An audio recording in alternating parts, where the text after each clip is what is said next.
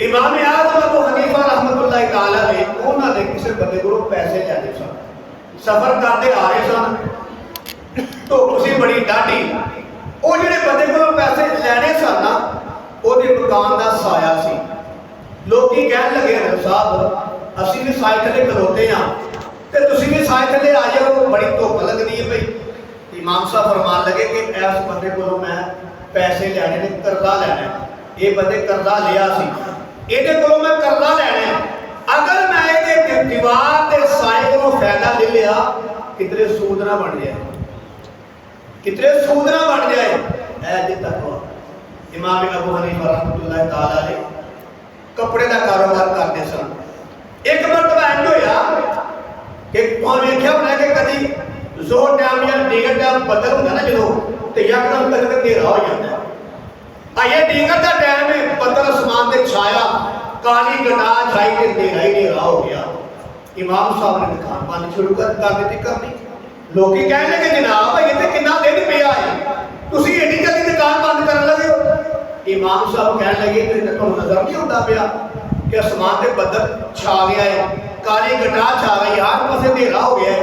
जेड़ा गाहक कपड़ा देखने वास्ते आएगा तो वो कपड़े की सही पहचान नहीं कर सकेगा, वो माड़ा कपड़ा देख के अच्छा रेट में दे जाएगा।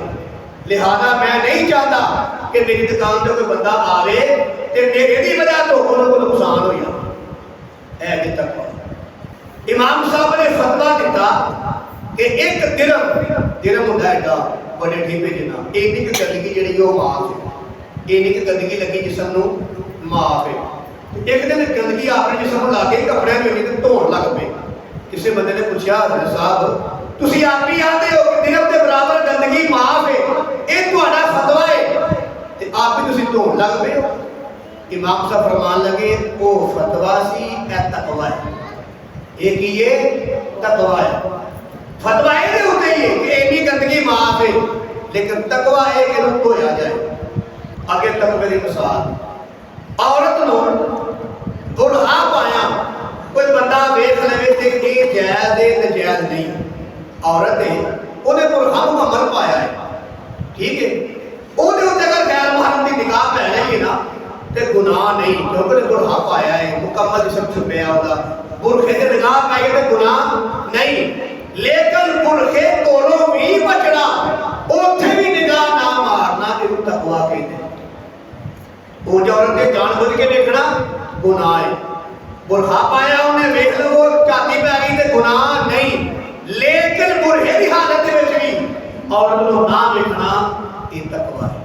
ਜਿਹੜੀ ਨਾ ਮੁਰਗਾਬੀ पानी वाली मुर्गाबी रियाज साहब जब तक वो पानी से रह के ते अपने पर जी सुके रखती है ना वो कामयाब रहती है। मुर्गाबी जी कितने रहती है, पानी च रहती है। जब तक वो पर नहीं सुके शिकारी आएगा तो यकदम उड़ जाएगी, मखूल जगह टुर जाएगी, जान बच जाएगी उसकी, समझ लगे।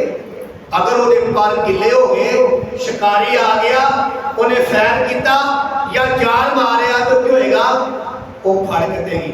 तवज्जो फरमाओ, वो फड़ के देगी, क्यों तो पर गिले हो गए ने, वो उधर के काबल ले गई, गोली का निशाना बन गई है, जाल में जा गई है, तो शिकारी की करेगा लम्या पा के धौन से छुरी चलाएगा, फिर नोच नोच के उसकी चमड़ी लाएगा, पैर तोड़ेगा, पर तोड़ेगा, चमड़ी लाएगा, उन्होंने फिर छुरी लैके बोटी बोटी करेगा, क्योंकि उन्हें अपने पर गिले कर ले सन, अपने पर उन्हें गिले कर ले, उन्हें के काबल न गई, शिकारी के काबू आ गई, सिवा किया, पर तोड़े, पैर तोड़े, टंगा लत्ता तोड़ दिया, जिसम की बोटी बोटी करके फिर अग दे चाड़िया, फिर सलाखा दे, फिर अग दे चाड़िया, भुन के उन्होंने किया खा छड़िया, खा के चबा के पेशाब खाना बना के बाहर सुट छड़िया।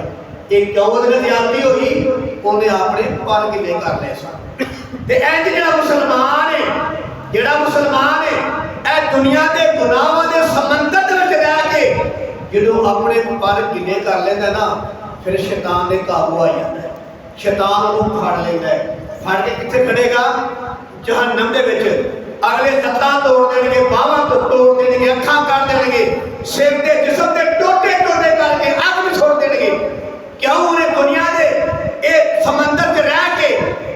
ਆਪਣੇ ਪਰਾਂ ਨੂੰ ਗਿੱਲਿਆਂ ਕਰ ਲਿਆ ਹੈ। ਅਗਰ ਉਹ ਪਰਾਂ ਨੂੰ ਗਿੱਲਿਆਂ ਨਹੀਂ ਕਰੇਗਾ ਗੁਨਾਹਾਂ ਦੇ ਨਾਲ, ਪਰਾਂ ਨੂੰ ਆਪਣੇ ਯਾਨੀ ਕਿ ਆਮਾਲ, ਹੱਥ ਨਾਲ ਗੁਨਾਹ ਨਹੀਂ ਕਰੇਗਾ, ਜ਼ਬਾਨ ਨਾਲ ਗੁਨਾਹ ਨਹੀਂ ਕਰੇਗਾ, ਅੱਖਾਂ ਨਾਲ ਗੁਨਾਹ ਨਹੀਂ ਕਰੇਗਾ, ਪੈਰਾਂ ਨਾਲ ਹਰ ਲਿਹਾਜ਼ ਨਾਲ ਗੁਨਾਹ ਨਹੀਂ ਕਰੇਗਾ, ਆਪਣੇ ਪਰਾਂ ਨੂੰ ਬਚਾ ਲਵੇਗਾ।